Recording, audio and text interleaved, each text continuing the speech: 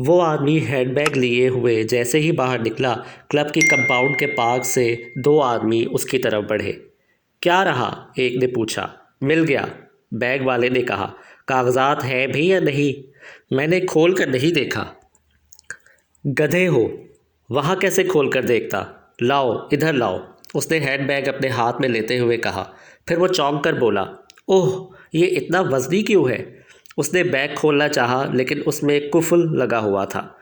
چلو یہاں سے، تیسرا بولا۔ یہاں کھولنے کی ضرورت نہیں۔ کمپاؤنڈ کے باہر پہنچ کر وہ ایک کار میں بیٹھ گئے۔ ان میں سے ایک کار ڈرائیو کرنے لگا۔ شہر کی سڑکوں سے گزر کر کار ایک ویران راستے پر چل پڑی۔ آبادی سے نکل آنے کے بعد انہوں نے کار کے اندر روشنی کر دی۔ ان میں سے ایک، جو کافی معمر مگر اپنے دونوں ساتھیوں سے زیادہ طاقتور معلوم ہوتا تھا، ایک پتلے سے تار کی مدد سے ہینڈ بیگ کا قفل کھولنے لگا، اور پھر جیسے ہی ہینڈ بیگ کا فلیپ اٹھایا گیا، پچھلی سیٹ پر بیٹھے ہوئے دونوں آدمی بے ساختہ اچھل پڑے۔ کوئی چیز بیگ سے اچھل کر ڈرائیور کی کھوپڑی سے ٹکرائی اور کار سڑک کے کنارے کے ایک درخت سے ٹکراتے ٹکراتے بچی۔ رفتار زیادہ تیز نہیں تھی، ورنہ کار کے ٹکرا جانے میں کوئی دقیقہ باقی نہیں رہ گیا تھا۔ 3 بڑے بڑے مینڈک کار میں اچھل رہے تھے۔ بوڑھے آدمی نے منہ سے ایک موٹی سی گالی نکلی اور دوسرا ہنسنے لگا۔ شٹ اپ، بوڑھا حلق کے بل چیخا۔ تم گدھے ہو، تمہاری بدولت جناب میں کیا کرتا؟ میں اسے وہاں کیسے کھول سکتا تھا؟ اس کا بھی تو خیال تھا کہ کہیں پولیس نہ لگی ہو۔ بکواس مت کرو، پہلے ہی اطمینان کر چکا تھا، وہاں پولیس کا کوئی آدمی نہیں تھا۔ کیا تم مجھے معمولی آدمی سمجھتے ہو؟ اب اس لونڈے کی موت آ گئی ہے۔ ارے تم گاڑی روک دو۔ کار رک گئی۔ بوڑھا تھوڑی دیر تک سوچتا رہا، پھر بولا۔ کلب میں اس کے ساتھ اور کون تھا؟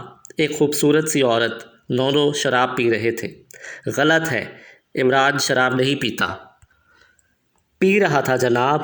بوڑھا پھر کسی سوچ میں پڑ گیا۔ چلو واپس چلو، وہ کچھ دیر بعد بولا۔ میں اسے وہی کلب میں مار ڈالوں گا۔ کار پھر شہر کی طرف مڑی۔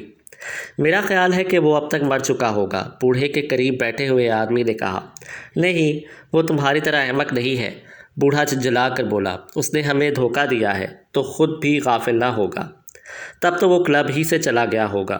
بحث مت کرو، بوڑھے نے گرج کر کہا۔ میں اسے ڈھونڈ کر ماروں گا، خواہ وہ اپنے گھر ہی میں کیوں نہ ہو۔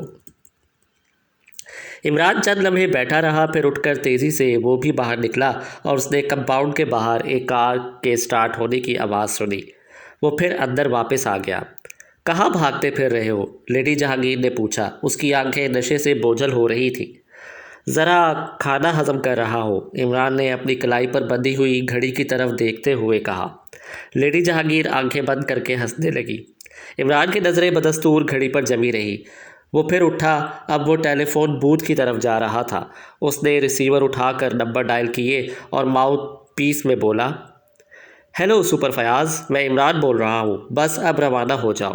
ریسیور رکھ کر وہ پھر ہال میں چلا آیا، لیکن وہ اس بار لیڈی جہانگیر کے پاس نہیں بیٹھا تھا۔ چند لمحے کھڑا ادھر ادھر دیکھتا رہا، پھر ایک ایسی میز پر جا بیٹھا جہاں 3 آدمی پہلے ہی سے بیٹھے ہوئے تھے، اور یہ تینوں اس کے شناسا تھے، اس لیے انہوں نے برا نہیں مانا۔ شاید 15 منٹ تک عمران ان کے ساتھ کہہ لگاتا رہا، لیکن اس دوران بار بار اس کی نظریں داخلے کے دروازے کی طرف اٹھ جاتی تھیں۔ اچانک اسے دروازے میں وہ بوڑھا دکھائی دیا جس سے اس نے چند روز قبل کاغذات والا ہینڈ بیگ چھینا تھا۔ عمران اور زیادہ انہماک سے گفتگو کرنے لگا، لیکن تھوڑی ہی دیر بعد اس نے اپنے داہنے شانے میں کسی چیز کی چبھن محسوس کی۔ اس نے کنکھیوں سے داہنی طرف دیکھا۔ بوڑھا اس سے لگا ہوا کھڑا تھا اور اس کا بایاں ہاتھ کوٹ کی جیب میں تھا، اور اسی جیب میں رکھی ہوئی کوئی سخت چیز عمران کے شانے میں چبھ رہی تھی۔ عمران کو یہ سمجھنے میں دشواری نہ ہوئی کہ وہ ریوالور کی نالی ہی ہو سکتی ہے۔ عمران صاحب، بوڑھا بڑی خوش اخلاقی سے بولا، کیا آپ چند منٹ کے لیے باہر تشریف لے چلیں گے؟ ہاں چچا جان، عمران چہک کر بولا، ضرور ضرور، مگر مجھے آپ سے شکایت ہے، اس لیے آپ کو بھی کوئی شکایت نہ ہونی چاہیے۔ آپ چلیے تو، بوڑھے نے مسکرا کر کہا۔ مجھے اس گدھے کی حرکت پر افسوس ہے۔ عمران کھڑا ہو گیا، لیکن اب ریوالور کی نال اس کے پہلو میں چبھ رہی تھی۔ وہ دونوں باہر آئے، پھر جیسے ہی وہ پارک میں پہنچے بوڑھے کے دونوں ساتھی بھی پہنچ گئے۔ کاغذات کہاں ہیں؟ بوڑھے نے عمران کا کالر پکڑ کر جھنجھوڑتے ہوئے کہا۔ پارک میں سناٹا تھا۔ دفعتاً عمران نے بوڑھے کا بایاں ہاتھ پکڑ کر تھوڑی کے نیچے ایک زوردار گھوسا رسید کیا۔ بوڑھے کا ریوالور عمران کے ہاتھ میں تھا اور بوڑھا لڑکھڑا کر گرنے ہی والا تھا کہ اس کے ساتھیوں نے اسے سنبھال لیا۔ میں کہتا ہوں وہ 10,000 کہاں ہے؟ عمران نے چیخ کر کہا۔ اچانک مہندی کی باڑ کے پیچھے سے 8-10 آدمی اچھل کر ان تینوں پر آ پڑے اور پھر ایک خطرناک جدوجہد کا آغاز ہو گیا۔ وہ تینوں بڑی بے جگری سے لڑ رہے تھے۔ سپر فیاض! عمران نے چیخ کر کہا۔ داڑھی والا! لیکن داڑھی والا اچھل کر بھاگا۔ وہ مہندی کی باڑ پھلانگنے ہی والا تھا کہ عمران کے ریوالور سے شعلہ نکلا، گولی ٹانگ میں لگی اور بوڑھا مہندی کی باڑ میں پھنس کر رہ گیا۔ ارے باپ رے باپ! عمران ریوالور پھینک کر اپنا منہ پیٹنے لگا۔ وہ دونوں پکڑے جا چکے تھے۔ فیاض زخمی بوڑھے کی طرف جھپٹا، جو اب بھی بھاگ نکلنے کے لیے جدوجہد کر رہا تھا۔ فیاض نے ٹانگ پکڑ کر مہندی کی باڑ سے گھسیٹ لیا۔ یہ کون؟ فیاض نے اس کے چہرے پر روشنی ڈالی۔ فائر کی آواز سن کر پارک میں بہت سے لوگ اکٹھے ہو گئے تھے۔ بوڑھا بے ہوش نہیں ہوا تھا، وہ کسی زخمی سانپ کی طرح بل کھا رہا تھا۔ عمران نے جھک کر اس کی مصنوعی داڑھی نوچ ڈالی۔ ہائے! فیاض تقریباً چیخ پڑا۔ سر جہانگیر! سر جہانگیر نے پھر اٹھ کر بھاگنے کی کوشش کی، لیکن عمران کی ٹھوکر نے اسے باز رکھا۔ ہاں سر جہانگیر! عمران بڑبڑایا۔ ایک غیر ملک کا جاسوس، قوم فروش غدار! دوسرے دن کیپٹن فیاض عمران کے کمرے میں بیٹھا اس سے متحیر آمیز نظروں سے گھور رہا تھا اور عمران بڑی سنجیدگی سے کہہ رہا تھا، مجھے خوشی ہے کہ ایک بڑا غدار اور وطن فروش میرے ہاتھوں اپنے انجام کو پہنچا۔ بھلا کون سوچ سکتا تھا کہ سر جہانگیر جیسا معزز اور نیک نام آدمی بھی کسی غیر ملک کا جاسوس ہو سکتا ہے؟ مگر وہ قبر کا مجاور کون تھا؟ فیاض نے بے صبری سے پوچھا۔ میں بتاتا ہوں، لیکن درمیان میں ٹوکنا مت۔ وہ بیچارہ اکیلے ہی یہ مرحلے طے کرنا چاہتا تھا، لیکن میں نے اس کا کھیل بگاڑ دیا۔ پچھلی رات وہ مجھے ملا تھا۔ اس نے پوری داستان دہرائی اور اب شاید ہمیشہ کے لیے روح پوش ہو گیا ہے۔ اسے بڑی زبردست شکست ہوئی ہے۔ اب وہ کسی کو منہ نہیں دکھانا چاہتا۔ مگر وہ ہے کون؟ ایاز! چونکو نہیں، میں بتاتا ہوں۔ یہی ایاز وہ آدمی تھا جو فارن آفس کے سیکریٹری کے ساتھ کاغذات سمیت سفر کر رہا تھا۔ آدھے کاغذات اس کے پاس تھے اور آدھے سیکریٹری کے پاس۔ ان پر ڈاکہ پڑا، سیکریٹری مارا گیا اور ایاز کسی طرح بچ گیا۔ مجرموں کے ہاتھ صرف آدھے کاغذات لگے۔ ایاز فارن آفس کی سیکرٹ سروس کا آدمی تھا۔ وہ بچ گیا، لیکن اس نے آفس کو رپورٹ نہیں دی۔ دراصل اپنے زمانے کا مانا ہوا آدمی تھا، اس لیے شکست نے اسے مجبور کر دیا کہ وہ مجرموں سے آدھے کاغذات وصول کیے بغیر آفس میں نہ پیش ہو۔ وہ جانتا تھا کہ آدھے کاغذات مجرموں کے کسی کام کے نہیں، وہ بقیہ آدھے کاغذات کے لیے اسے ضرور تلاش کریں گے۔ کچھ دنوں کے بعد اس نے مجرموں کا پتہ لگا لیا، لیکن ان کے سرغنہ کا سراغ نہ مل سکا۔ وہ حقیقتاً سرغنہ ہی کو پکڑنا چاہتا تھا۔ دن گزرتے گئے، لیکن ایاز کو کامیابی نہ ہوئی۔ پھر اس نے ایک نیا جال بچھایا۔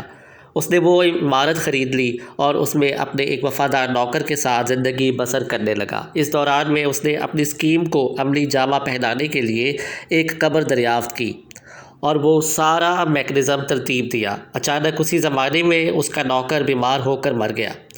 ایاز کو ایک دوسری ترکیب سوجھ گئی۔ اس نے نوکر پر میک اپ کر کے اسے دفن کر دیا اور اس کے بھیس میں رہنے لگا۔ اس کارروائی سے پہلے اس نے وہ عمارت قانونی طور پر جج صاحب کے نام منتقل کر دی اور صرف ایک کمرہ رہنے دیا۔ اس کے بعد ہی اس نے مجرموں کو اس عمارت کی طرف متوجہ کرنا شروع کر دیا۔ کچھ ایسے طریقے اختیار کیے کہ مجرموں کو یقین ہو گیا کہ مرنے والا سیکرٹ سروس ہی کا آدمی تھا اور بقیہ کاغذات وہ اسی عمارت میں کہیں چھپا کر رکھ گیا ہے۔ ابھی حال ہی میں ان لوگوں کی رسائی اس کمرے تک ہوئی جہاں ہم نے لاشیں پائیں۔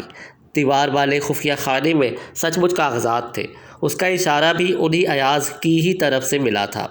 جیسے ہی کوئی آدمی خانے والی دیوار کے نزدیک پہنچتا تھا، ایاز قبر کے تعویذ کے نیچے سے ڈراؤنی آوازیں نکالنے لگتا تھا اور دیوار کے قریب پہنچا ہوا آدمی سہم کر دیوار سے چپک جاتا۔ ادھر ایاز قبر کے اندر سے میکنزم کو حرکت میں لاتا اور دیوار سے 3 چھریاں نکل کر اس کی پشت میں پیوست ہو جاتی۔ یہ سب اس نے محض سرغنہ کو پکڑنے کے لیے کیا تھا، لیکن سرغنہ میرے ہاتھ لگا۔ اب ایاز شاید زندگی بھر اپنے متعلق کسی کو کوئی اطلاع نہ دے، اور کیپٹن فیاض، میں نے اس سے وعدہ کیا ہے کہ اس کا نام کیس کے دوران میں کہیں نہ آنے پائے گا، سمجھے؟ اور تمہیں میرے وعدے کا پاس کرنا پڑے گا، اور تم اپنی رپورٹ اس طرح مرتب کرو گے کہ اس میں کہیں محبوبہ یکچشم کا نام بھی نہ آنے پائے۔ وہ تو ٹھیک ہے، فیاض جلدی سے بولا۔ وہ 10,000 روپے کہا ہے جو تم نے سر جہانگیر سے وصول کیے تھے؟ ہاں ٹھیک ہے، عمران اپنے دیدے پھرا کر بولا۔ آدھا آدھا بانٹ لیں۔ کیوں؟ بکواس ہے، اسے میں سرکاری تحویل میں دوں گا، فیاض نے کہا۔ ہرگز نہیں، عمران نے جھپٹ کر وہ چرمی ہینڈ بیگ میں سے اٹھا لیا جو اسے پچھلی رات سر جہانگیر کے ایک آدمی سے ملا تھا۔ فیاض نے اس سے ہینڈ بیگ چھین لیا اور پھر وہ اسے کھولنے لگا۔ خبردار، ہوشیار، عمران نے چوکیداروں کی طرح بانگ لگائی۔ فیاض ہینڈ بیگ کھول چکا تھا اور پھر جو اس نے ارے باپ کہہ کر چھلانگ لگائی ہے تو ایک صوفے ہی پر جا کر پناہ لی۔ ہینڈ بیگ سے ایک سیاہ رنگ کا سانپ نکل کر فرش پر ریگ رہا تھا۔ ارے خدا تجھے غارت کرے، عمران کے بچے کمینے، فیاض صوفے پر کھڑا ہو کر دھاڑا۔ سانپ پھن گاڑ کر صوفے کی طرف لپکا۔ فیاض نے چیخ مار کر دوسری کرسی پر چھلانگ لگائی۔ کرسی الٹ گئی اور وہ منہ کے بل فرش پر گرا۔ اس بار اگر عمران نے پھرتی سے اپنے جوتے کی ایڑی سانپ کے سر پر نہ رکھ دی ہوتی تو اس نے فیاض کو ڈس ہی لیا ہوتا۔ سانپ کا بقیہ جسم عمران کی پنڈلی سے لپٹ گیا اور اسے ایسا محسوس ہونے لگا جیسے پنڈلی کی ہڈی ٹوٹ جائے گی۔ اوپر سے فیاض اس پر گھوسوں اور تھپڑوں کی بارش کر رہا تھا۔ بڑی مشکل سے اس نے دونوں سے اپنا پیچھا چھڑایا۔ تم بالکل پاگل ہو، دیوانے، وحشی، فیاض ہامتا ہوا بولا۔ میں کیا کروں جانے من، خیر اب تم اسے سرکاری تحویل میں دے دو۔ اگر کہیں میں رات کو ذرا سا بھی چوک گیا ہوتا تو اس نے مجھے اللہ میاں کی تحویل میں پہنچا دیا تھا۔ کیا سر جہانگیر؟ ہاں، ہم دونوں میں مینڈکوں اور سانپوں کا تبادلہ ہوا تھا، عمران نے کہا اور مغموم انداز میں چیوئنگ گم چبانے لگا، اور پھر اس کے چہرے پر وہی پرانی حماقت طاری ہو گئی۔ دوستو، میں امید کرتا ہوں کہ آپ کو میرا یہ ناول بہت پسند آیا ہوگا۔